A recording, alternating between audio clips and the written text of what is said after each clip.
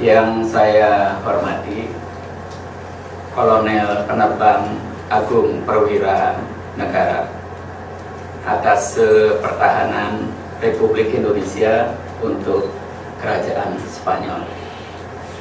Yang saya hormati Letnan Kolonel M. Sati Lubis, Komandan Kapal Latih Republik Indonesia Bima Suci.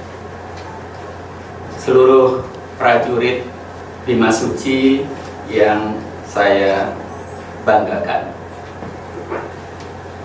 Pertama-tama patut kita panjatkan puji syukur kehadirat Allah Subhanahu wa Ta'ala, Tuhan yang Maha Esa, karena dengan rahmatnya, dengan karunia-Nya kita bisa tiba di kota Vigo ini yang sangat bersejarah bagi Bima Suci.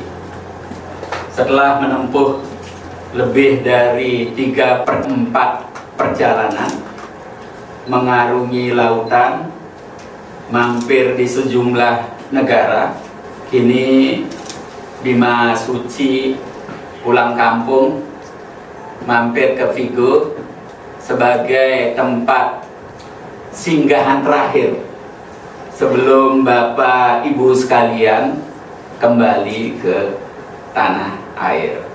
Dan saya mendapatkan penjelasan dari Pak Letnan Kolonel Sati Lubis selaku komandan. Base dari Bima Suci ini di Tanjung Perak, Surabaya. Saya dulu kuliah di ITS, jadi saya akrab dengan Surabaya, dan saya akrab juga dengan Tanjung Perak, karena di situ ada rumah teman kuliah saya yang cukup dekat, sehingga saya sering sekali mampir ke sana. Saudara-saudaraku sekalian, dalam kesempatan berharga ini, saya ingin mengingatkan bahwa Bima Suci ini dibangun di Vigo dan pertama kali berlayar pada tahun 2016. Perlu disadari juga, generasi sebelumnya, Dewa Ruci yang dibangun di kota ini juga telah memiliki reputasi luar biasa, membanggakan kita semua sebagai bangsa Indonesia, bangsa pelaut yang dikagumi banyak negara. Dan saya senang mendengar dari komandan bahwa di berbagai event di mana saudara-saudaraku sekalian mampir, itu mengikuti lomba-lomba dan kita masih unggul dibanding banyak tim lain. Saudara-saudaraku sekalian, sebagai prajurit perlu disadari, banyaknya melaut itu artinya untuk meningkatkan jam terbang. Melihat negara lain akan membuka wawasan kita.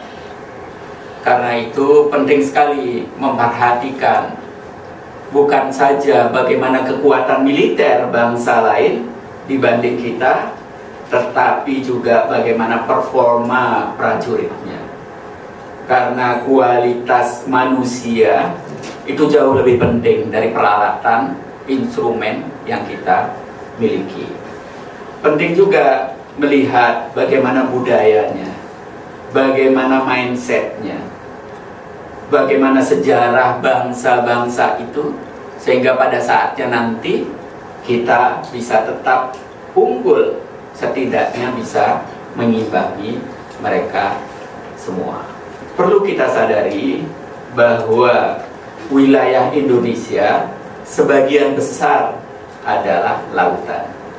Perlu disadari, secara geografis Indonesia itu berada di dua samudra atau antara dua samudra, yaitu Samudra India dan Pasifik.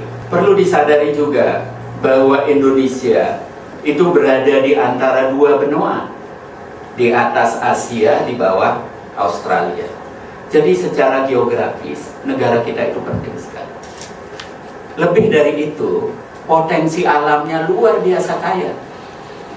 Kalau kita menoleh ke laut kita, bukan saja beraneka ragam ikan yang kita miliki, yang tidak dimiliki oleh banyak negara lain. Dan lebih dari itu, banyak sekali ragam hayati yang kita miliki di bawah laut. Juga perlu disadari, perkembangan sains dan teknologi menunjukkan bahwa di bawah dasar laut kita juga kaya sekali. Ada minyak, ada gas, dan banyak lagi mineral-mineral lain yang sekarang menjadi sesuatu yang sangat berharga dan diburu oleh banyak negara.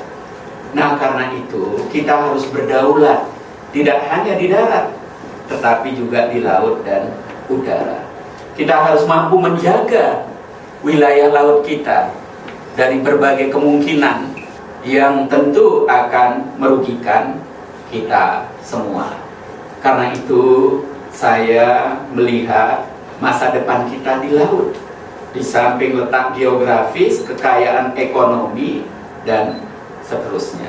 Karena itu saya berharap saudara-saudaraku sekalian sebagai prajurit angkatan laut betul-betul bisa menempa diri, meningkatkan kualitas, tapi juga tidak mengabaikan spirit merah putih untuk meningkatkan terus-menerus kecintaan kita pada bangsa dan negara.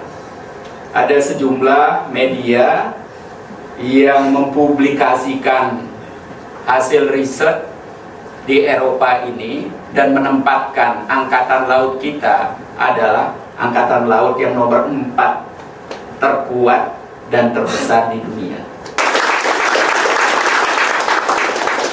Di mana Amerika berada pada peringkat pertama, kemudian Cina dan Rusia. Nomor 4-nya kita. Karena itu kita harus bangga, kita bersyukur, tapi juga tidak boleh lalai. Jalis Peva Jaya Mahe, di laut kita berjaya. Muchas gracias, terima kasih banyak. Wassalamualaikum warahmatullahi wabarakatuh.